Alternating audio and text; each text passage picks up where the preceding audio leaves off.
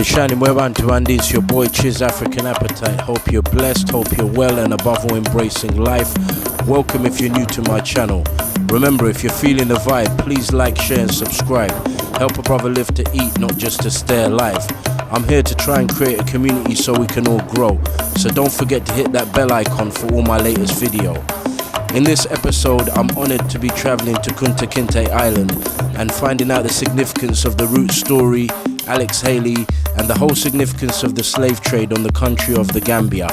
So please stay tuned. It's a bit of a longer episode, but it's going to be a great one. Welcome to Dishes of the Diaspora.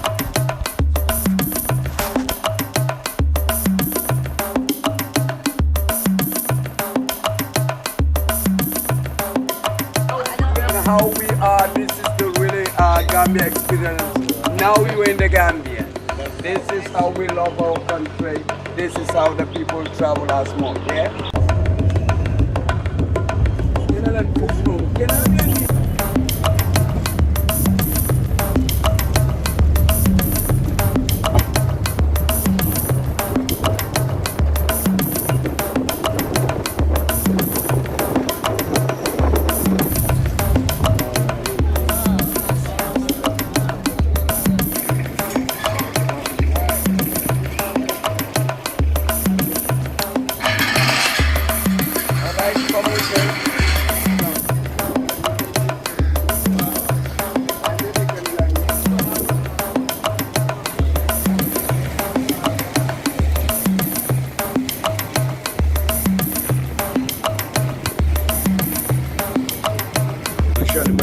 It's your boy Chiz African Appetite. I'm out here in Bowenshaw.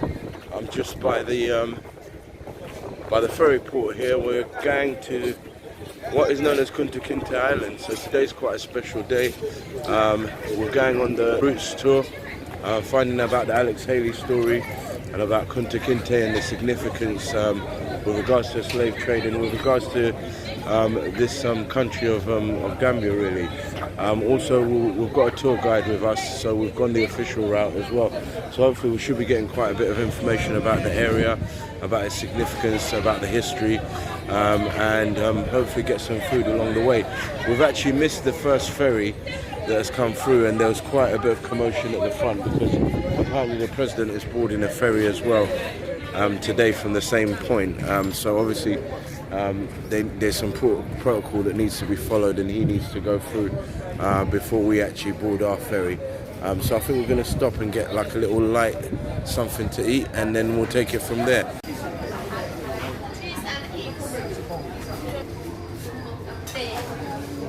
What I've actually got here is a meat pie. I've been getting meat pies from the late night shop.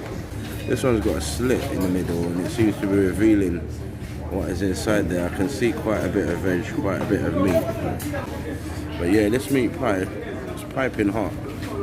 Much bigger than the ones that I'm used to and that I've been getting. But yeah, we're gonna have to see what the difference is between the two of them. Not quite sure what the difference is. Yeah, it really is different from the other one.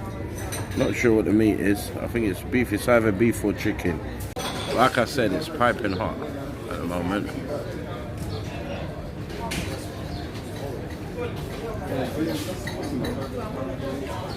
Oh, there's chicken. Yeah, it's chicken, and it's much more different than the other one. In terms of the texture, this one's much more soft going all the way through. You've got chicken in there. But what's really interesting, and a really interesting feature of this actual pie, is that they've got bits of cucumber, and the cucumber's cooked. No worries. No worries. That's really interesting. I've never had a pie, a hot pie, with cucumber. It seems to be chicken and cucumber, and it seems to be the main components of it. Like I said again, this pie, really interesting. Got chicken filling, and it's got main component of, or main ingredient should I say, of the cucumber, the warm cucumber. Now for people who have not tried warm cucumber, it's a bit strange at the beginning, but it actually kind of works with this one. The only thing I would have added is, you know me as usual, I probably would have added a little bit more pepper. Just a little bit more pepper, but it's bloody enjoyable.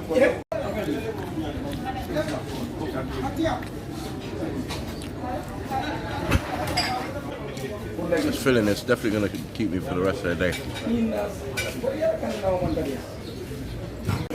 Yeah, that's a nice, enjoyable, quick, impromptu breakfast. I'm really loving the cup of tea. Cup of tea is really nice. The sun's starting to set in. Starting to feel the real heat of the sun. Yeah, I love the meat pie. It was actually chicken and cucumber. Really, really strange combination, but it really works. And with this cup of tea, it washes it down nicely.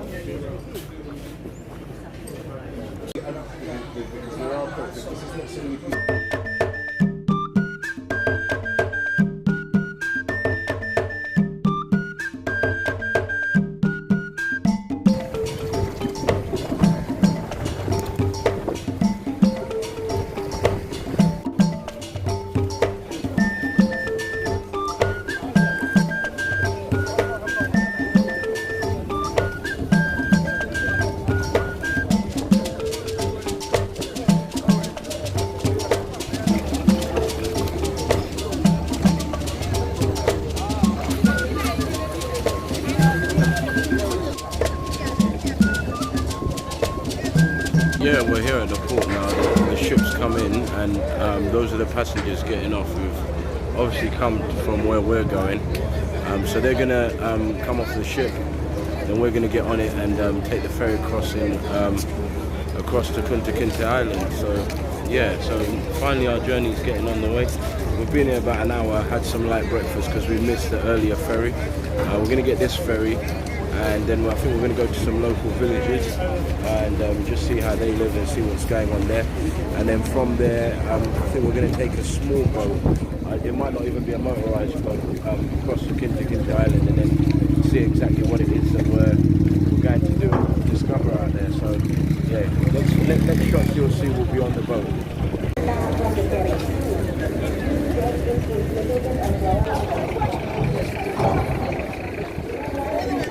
Just noticing something, this ferry seems to be carrying a hell of a lot of people, man. There's a lot of people who have already come off, and there's loads of people still coming off, and every time I look up there seems to be more people on the deck about to filter through. So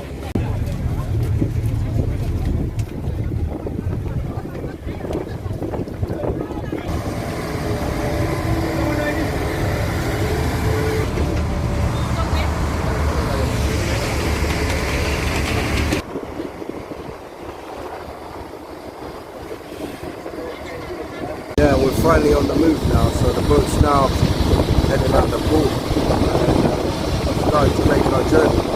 Apparently it's about a 45-minute journey across. The biggest tribe in the Gambia is called Mandinka. Mandinka. And the second biggest is Wolof. Wolof. So these are two languages that if you speak Wolof. English, Mandinka or Wolof, you can communicate with everyone. But of course we have a different kind, like a Fula, like a Jola, Sarahuda and others. Each of these tribes have their own culture, with their own traditional language and all traditional food. Wolof is Benachin, the red, we've been tasting it in Senegal here. Wolof, the food is called the Benachin, either with the fish or with the meat, or even chicken. And the Mandinka one is called the Domoda, and the Domoda, that's a peanut stew. Okay. Yeah, peanut stew with the rice. There you can mix with meat or fish or others as well. And then there is a small tribe called Aku, which their language is very similar to English. It's not exactly English, but it's similar to English. So their food is called the chicken yassa. That is yassa either with the chicken, fish, or others as well, together with the rice. So these are the Gambian types actually. And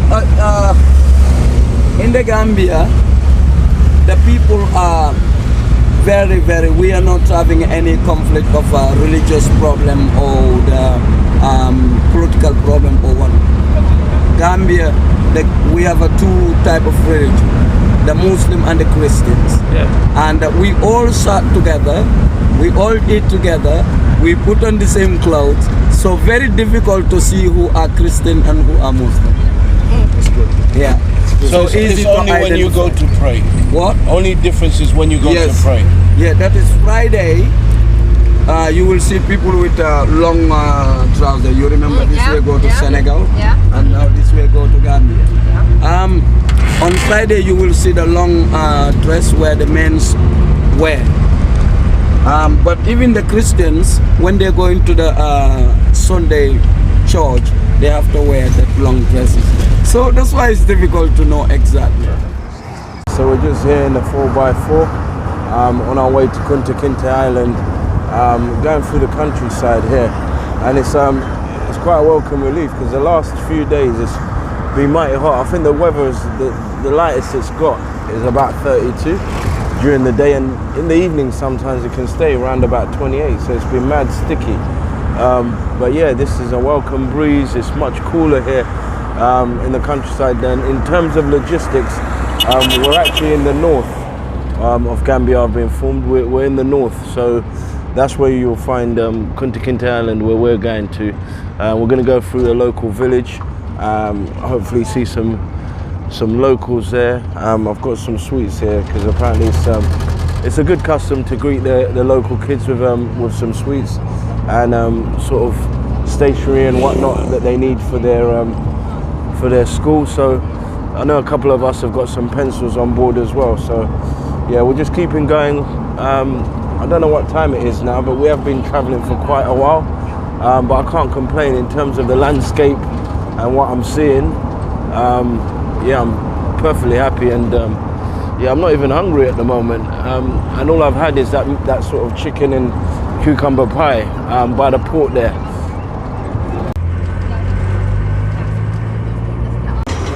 Hey, how are you? Good morning. Yeah, you are welcome. The kids are waiting for you over there. Right, that was one of the longest journeys we've had here in the Gambia, but we've finally reached a local village.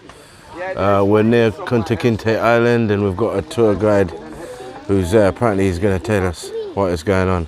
Okay, see? You want another pencil? My friend over there, he has pencils. I don't. Ask him for some pencils. You want pencil? I have something better than pencils, I'll tell you that. Right, that's what's really funny, because of the journey and all the dust. Look at Neil's beard, man. The man's got orange beard, but he's still giving out sweets like Father Christmas.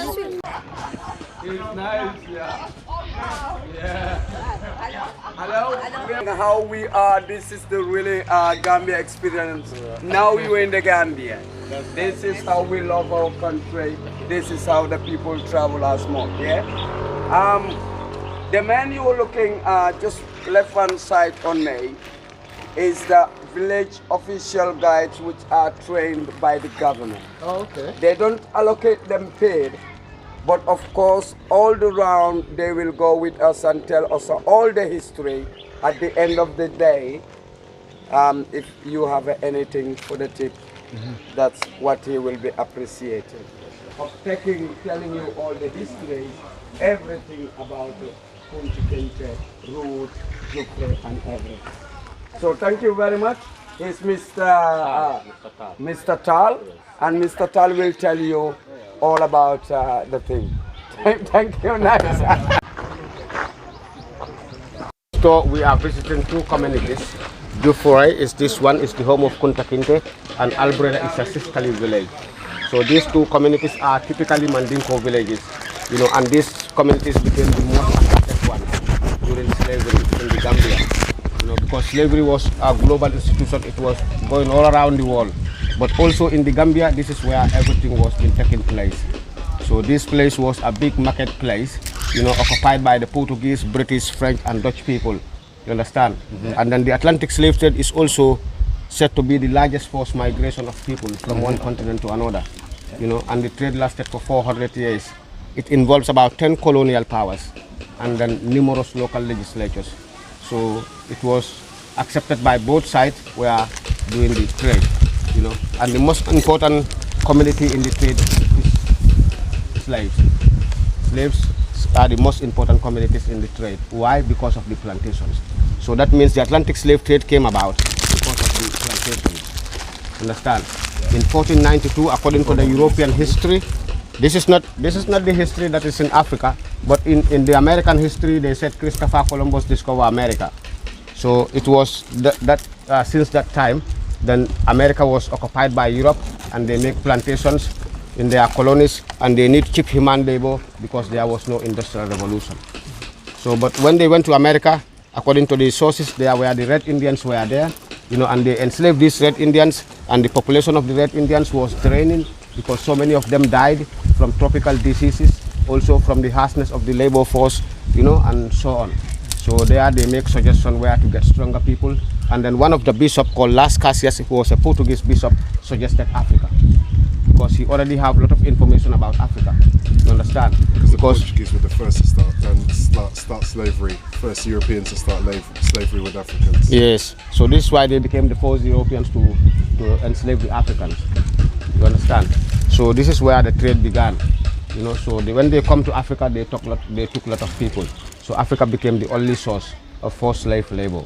You know, so they took millions. You know, we don't know exactly how many because we found no record, but it was approximate to 180 million slaves were captured from the continent. You know, and all this number did not get to Europe or America, because also some slaves also went to Europe in Bristol and Liverpool, but the majority go to the plantations in the Americas, in the Caribbean and West Indies. So there, you know, they will be working on the plantations. So these slaves were also acquired in various ways from Africa.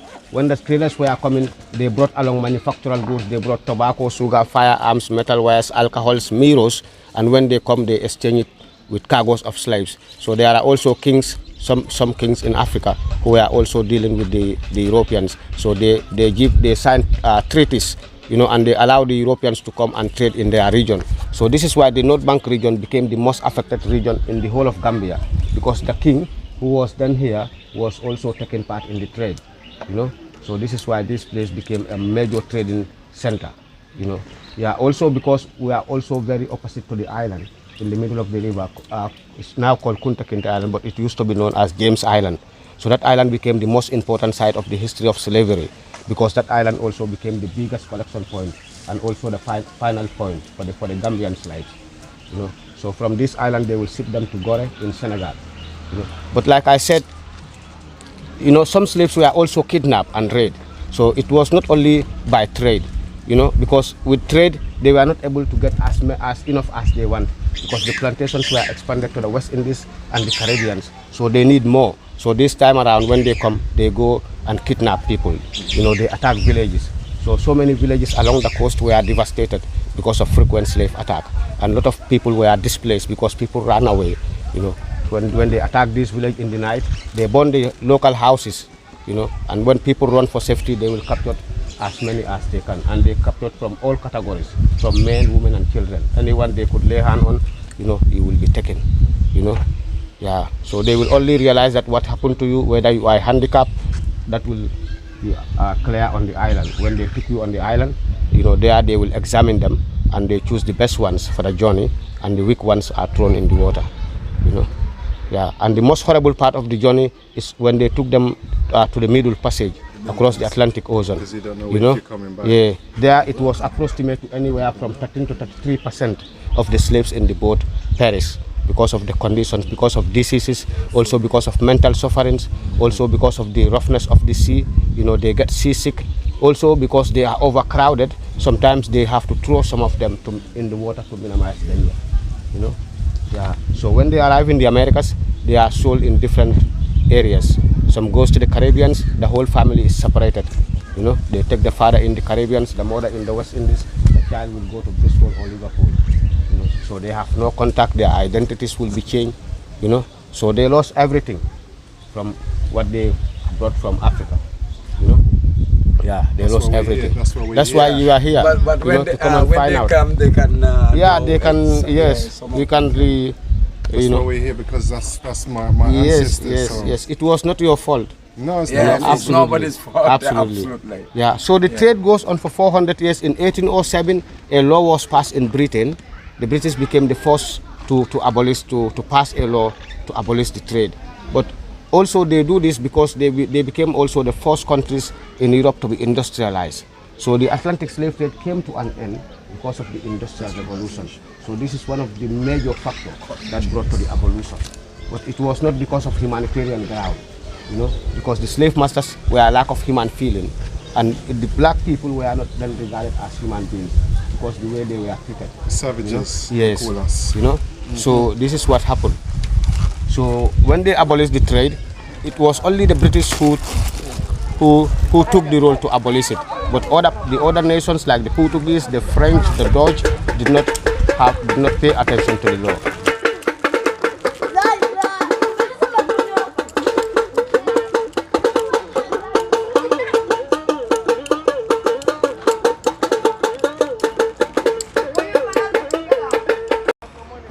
So when they came, they were given the mandatory to patrol all around the coast, African coast, you know, particularly West Africa, to intercept illegal slave traffickers. And they signed treaties like the Equipment Side Treaty and the Reciprocal Side Treaty, you know, were signed. And so gradually, you know, they were able to control, you know, the trade from Africa, you know. So they built various posts, you know. But in the Gambia, in West Africa, the only post that they built to defend the trade or to stop the trade was Fort Bulent and the 6-gun battery. Yeah, in Barra. At Barra Point. Yeah. Yes. So they were built in 1816 and 1826. And these are the only non-defensive posts built throughout the West African coast to intercept or to stop slavery by the British. So by 1833, slavery was stopped in the Gambia. You know, by 1833, no slave ship was coming to the Gambia because everything was under control. So gradually they were also able to stop it in America. But it takes centuries again before in America it stops, you know. So also there has to be revolutionaries. That's why we have the like of Sengi Per or Joseph Sinke, who was a Sierra Leonean revolutionary. We have the like of Toussaint Oluwatu. No worries. Right, apparently we're gonna, I don't know how long this food's gonna take, but if it's gonna take anyway as much as or as long as it's been taking whilst I've been here, apparently we've got enough time to go to Kunta Kinteh Island, walk around and actually come back, and the food will just about be ready. So, and this is the same food that the guy was telling us just a little while ago. Yeah, it's beautiful here. Just a little while ago that will only take 7 minutes in foil. So I don't know how that works because Kunta Kinteh Island is down there. I don't know if you can see it all the way down there, and judging by how long it took us to get here on the big boat, I don't know how long the small boat's going to take to take us there. So it's going to have to wait and see what's happening. All right, we're taking a break here. I think we're going to now go and get something to eat before getting on a small boat and actually going up to Kunta Kinteh Island. All right, we've got this one here. It's gold. Apparently it's a local beer. It's a 5.9er. I haven't had a drink the whole day, been traveling, so I'm gonna give this one a try along with my food. I've got some ladyfish coming. Apparently it's grilled, but as usual it's not got a bone because of the tourists who come here who don't like the bones and whatnot, so I may have to go down that traditional alleyway, that local place where I went yesterday, and just try and see if I can find something. But this is supposed to be local. I can't figure out what country it's from, but I'll let you know once I've found it. Actually a product of Denmark. Quite a big diaspora community from the Gambia in Denmark, so I'm not surprised about that. So here we go.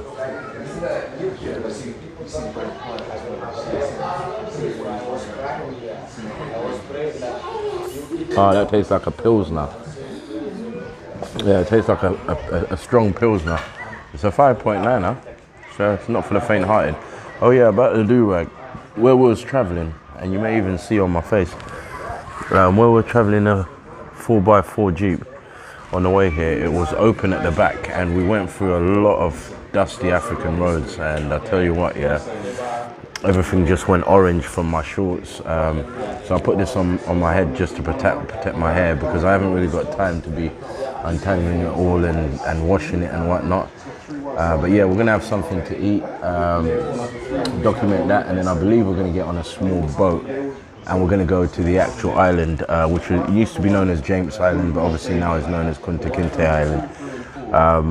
Very humbling and very harrowing, some of the stories that we just heard from the tour guide, and just him bringing it to life in terms of just explaining the whole way the trade started, how people were displaced and put really anywhere and treated like animals, and everything was based on physical strength and ability to work and things like that.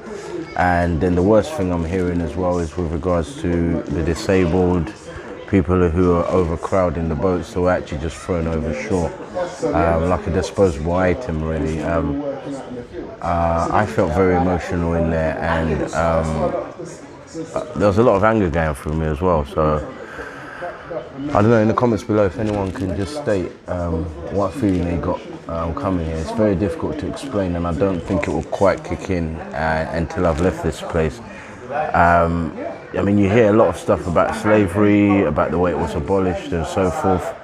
And as people of colour, we've come so far all around the world in terms of what we do, what we contribute, and our footprint on history. That part of history is one that a lot of people sort of skim through. And today I've realised why it is.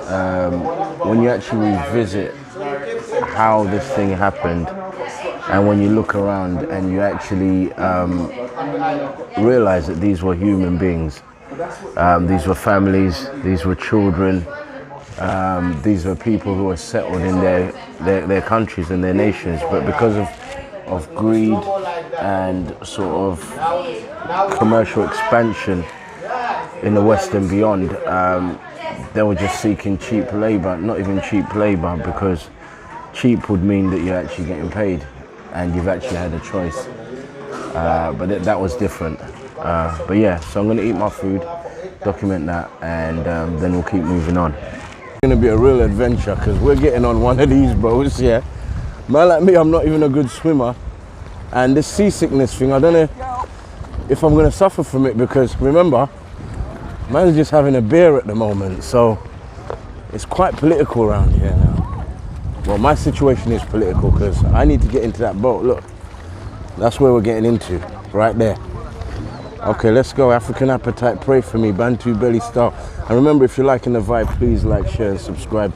Help a brother live to eat, not just to stay alive. If you're new to my channel, please spread the word, share it with your people.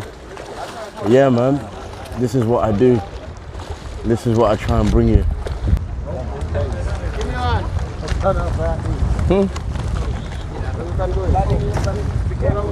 Yeah. So boy, hey, it's not any handrails, no nothing. Rah. This thing is shaky. No handrails, no nothing. Right. I think I've got it. I think I'm on. Oh, right, I'm on. I'm on.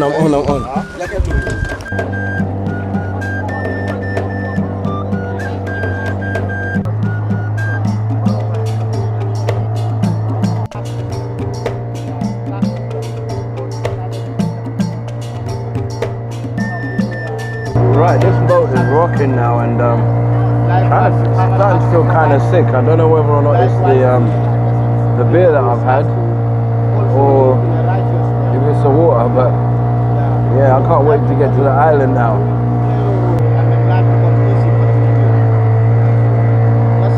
Nearing the end, and we're almost there. It's coming into shore now. The water is nice, huh? You can. Finally stepped on, my feet are here. My feet are here. I'm on Kunta Kinteh Island. Look at that.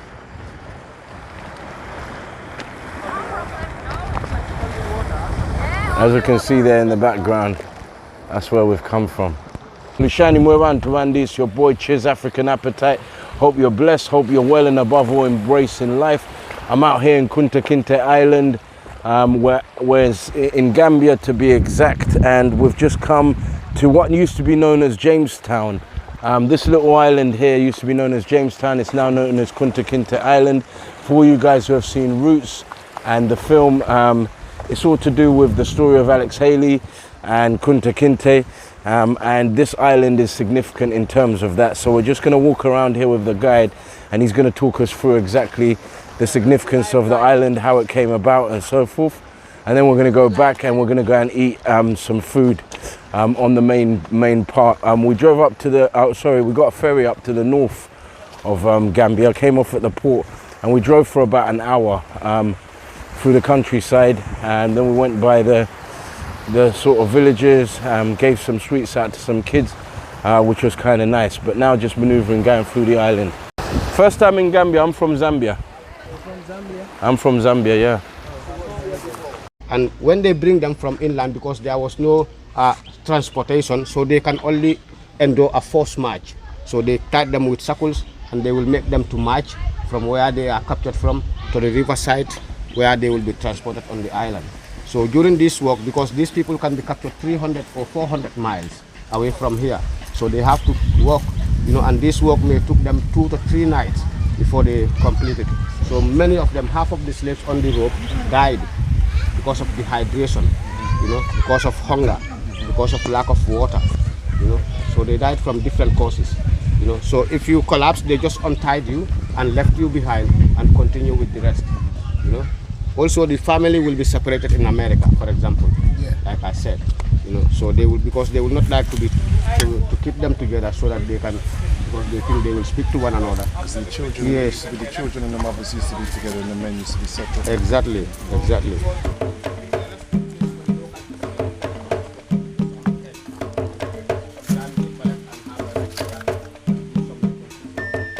Because they don't want to change it. Yeah, they want to see everything original. Yeah. So they also approved the project for the island to protect it in December. Yeah, that's what they say.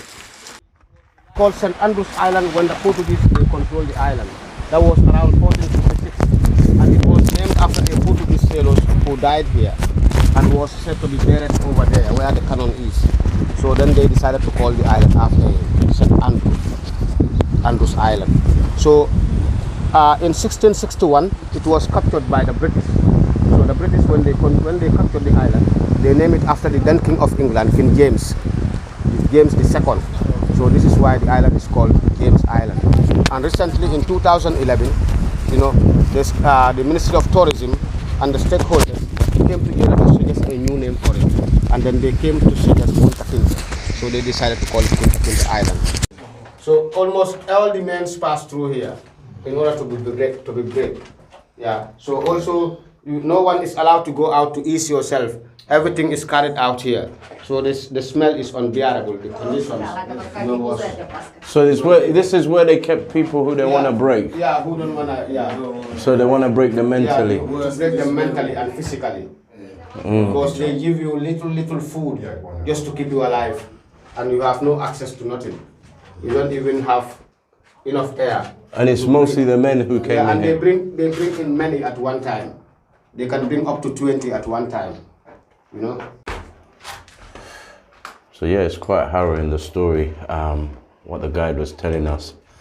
This was an area, and it's so hot in here, that people were kept in, well, mostly the men, in solitary confinement. They had to do everything here. There was no toilet, there was no nothing.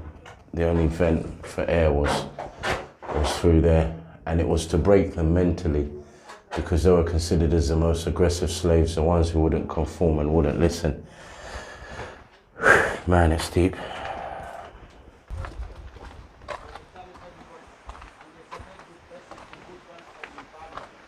And these are the ruins of the old compound that they used to keep everyone in.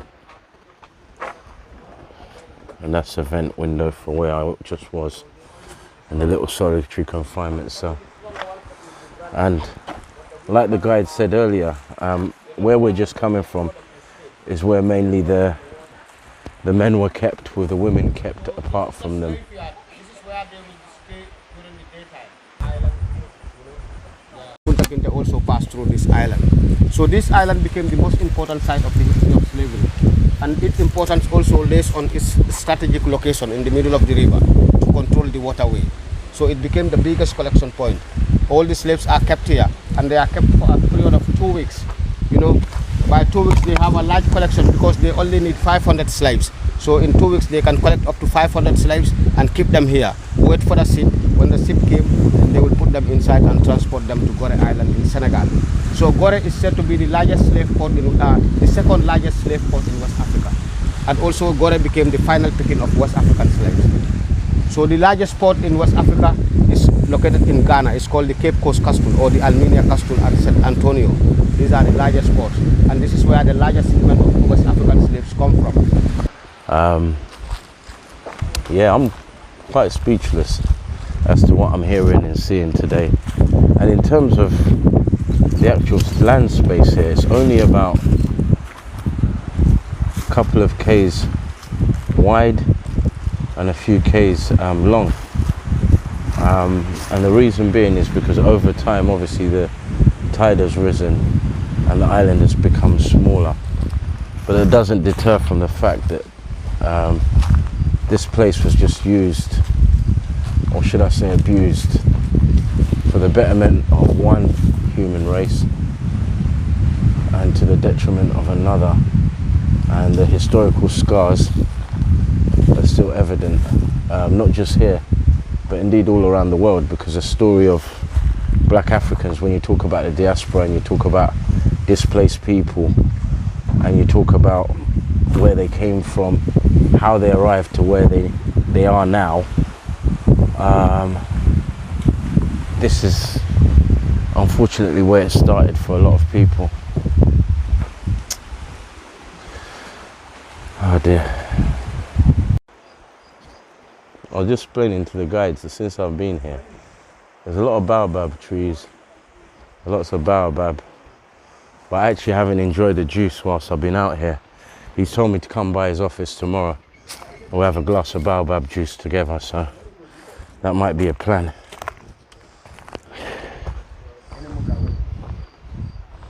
And that's Kunta Kinteh Island. So people, anyone out there who's wondering about the history of slavery, you heard it here in terms of the atrocities, in terms of the savagery, really, that you should call it, that took place, all in the name of commercial expansion in the West and further afield. And I don't think anyone had consideration at the time who was involved in the trade for how significant and how staining it would be on the existence of just people, because this affects everyone. In terms of relations, just human relations, even now, there are elements of racism, discrimination, and there's even modern day slavery. So stuff like this is still going on. Not to this extreme, not to this extent, but it's just better hidden. But there are people out there who really have no choice over their liberty, over what choices they make, how they eat, how they sleep, how they work. It's all dictated by someone else. And hopefully videos like this will make people realize that really and truly it just creates so much bitterness. And for what, you ask yourself, because at the end of the day, in lots of places around the world, we all exist together in harmony. Gambia has been a great experience and a great eye-opener just in terms of religious harmony. Christians, Muslims, they live here, and it's hard to identify them apart from on Friday or Sunday when they all go to pray.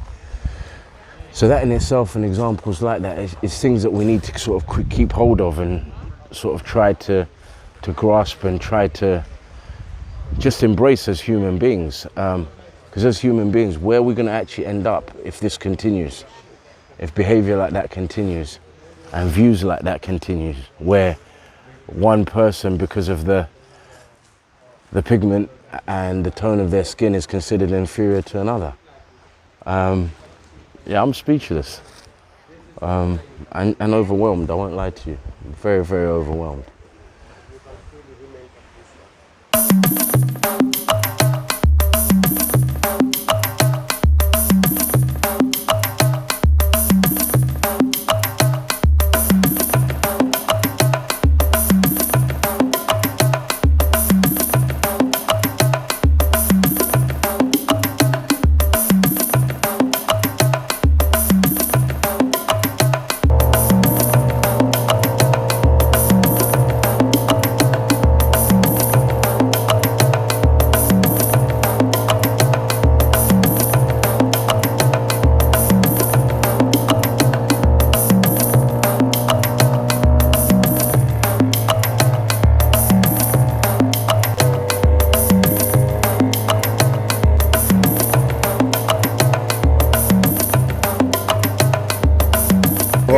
I've got a ladyfish, a grilled ladyfish, and it comes in a foil. Apparently everything's grilled in the actual foil. It's all grilled in the packet, and it's a full meal in one, so which is kind of handy. So you've got the grilled fish, which I think is somewhere over here, and you've got onions in there as well. Got what appears to be a bay leaf here, some tomatoes. So it's an all-in-one sort of dinner. And so it'll be interesting. I don't know what to start with first, whether to start with the fish. I think it's a fish is the best thing to start with. Let's see what this fish is saying, even though it ain't got no bone. I remember when we used to go out Tiga when we were young. Was it a ketchup? Oh man, I take my words back. Oh, you want That is absolutely delicious. I don't know what seasoning they've got on there, so I'm gonna have a chip as well. Big bottles of No, it's really, really nice. Like I said, this fish is really, really tasty. And I'm having it now with a bit of the sort of saturated chip, whatever you want to call it.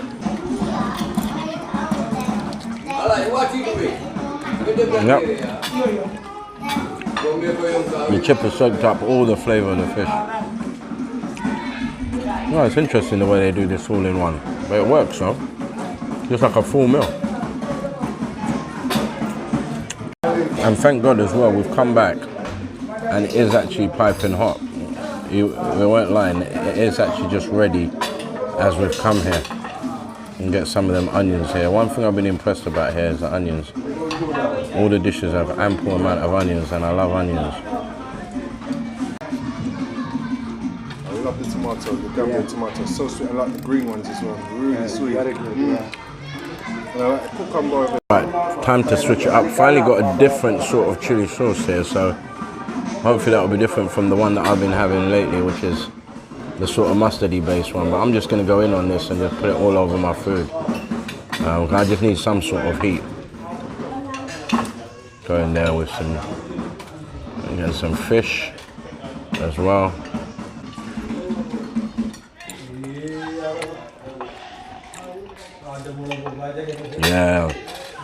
Yeah, that's proper chili sauce. Yep, that's mighty hot. Just the way I like it. Mighty, mighty hot. Oh, that gets to the depth of your stomach.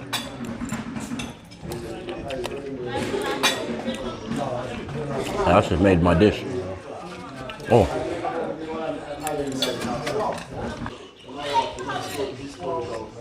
What I've also realised is that somewhere in here there's actually mushrooms as well to go with all this beautifully grilled fish.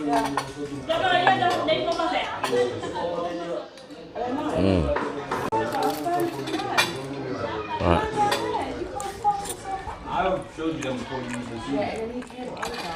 Just had my food there, and I'll tell you what, despite my reservations, mighty impressed. That meal in one container of foil, just something else. I'll tell you what, and that chili sauce, yeah, it's got my taste buds going again. The only problem is that we're in the middle of nowhere here. We've got quite a long journey.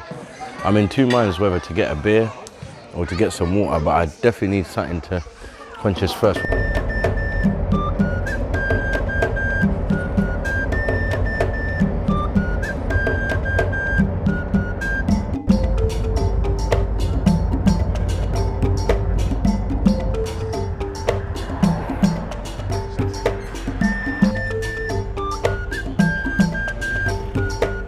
so this is what's happened. We got back, found the World Cup matches full in flow. We've missed the England match. England won 6-2. Sat down, we're watching the Wales match. Also a bit of a disappointment. Senegal actually lost 2-0 to Holland in the last few minutes. They let in 2 goals. Edward Mendy had a howler, if you guys know who Edward Mendy is. But I've got this. I've got a trio of spring rolls. I believe one's chicken, one's vegetable, and one's beef. And it's just come with a little simple side salad and some sweet chili. So I'm going to give that a try. Not really going too mad with the food today, but I've ordered a chicken burger from here as well. We're just in the joint across the road from our hotel. Right, let's give this.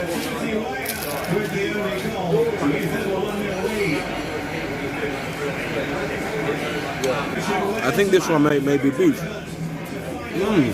Yeah, what's impressed me about the spring rolls here is just the size of them. This one's definitely beef. It's got some lovely vegetables in there, nice and crisp. It's not oily at all. The other one the other day Neil had was slightly oily, although just as tasty.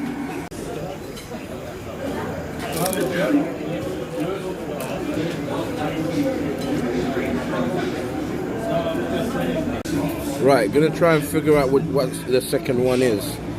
I'm not quite sure what it is. But I'm gonna have to. I think I'm just gonna have to eat it to find out. For this one, I'm gonna go with no sweet chili.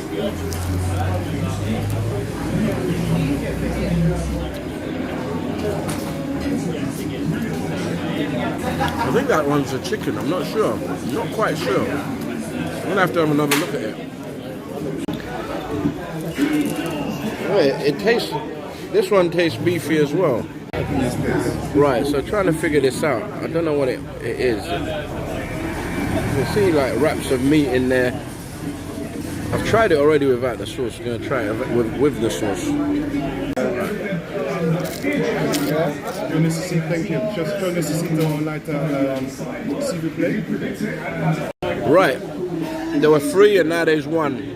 I couldn't figure out what the other one was. I'm not a professional food vlogger. I'm just a dude who eats a lot of food, goes abroad and films it and now and again posts on YouTube.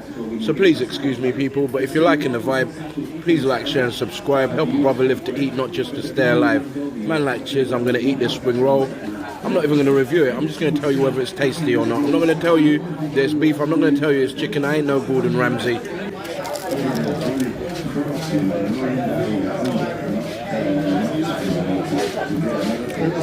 That one's definitely vegetable. Right. This one was definitely vegetarian. I know I said I wasn't going to tell you what it was, but yeah, I tasted the sort of bean sprouts and everything and all the usual suspects you usually have in there. So I'm going to polish that off.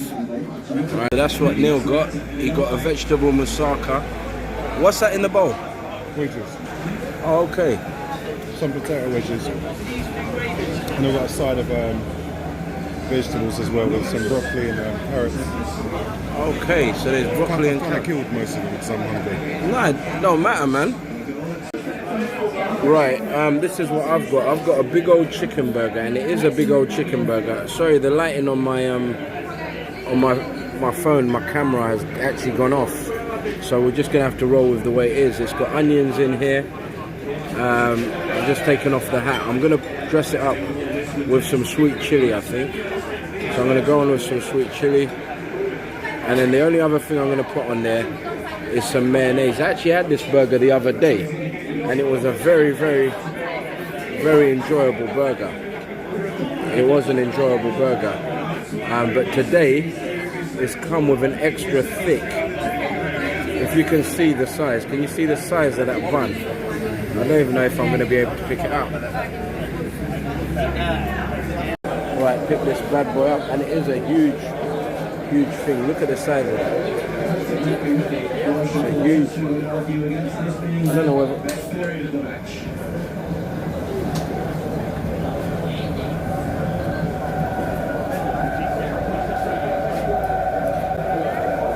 Yeah, that's burger. One big old burger. It's actually a chicken patty, but it's been grilled, it's not fried.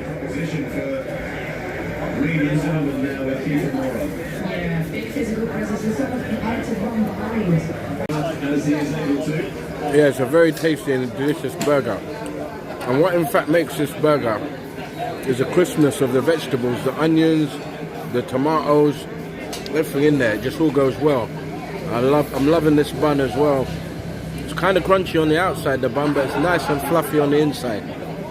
Yeah, look at that. It's a funny bun. Bit lopsided, isn't it? The burger's all done. Just got these fries here. We're actually out right by the roadside. If you can see the roadside there. Roadside's not too far. We're just by the roadside, and the chips are kind of cold now, but I'm gonna give them a try anyway. Going, what am I gonna go in there? Some ketchup. Dip in some ketchup.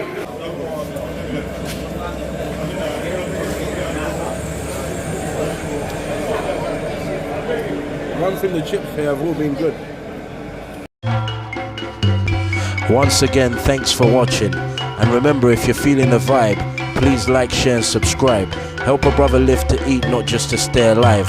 I'm here to create a community so we can all grow, so don't forget to hit that bell icon for all my latest videos. There'll be more to come in this Gambia series, so keep it locked in. And remember people, don't eat to live, live to eat. Peace.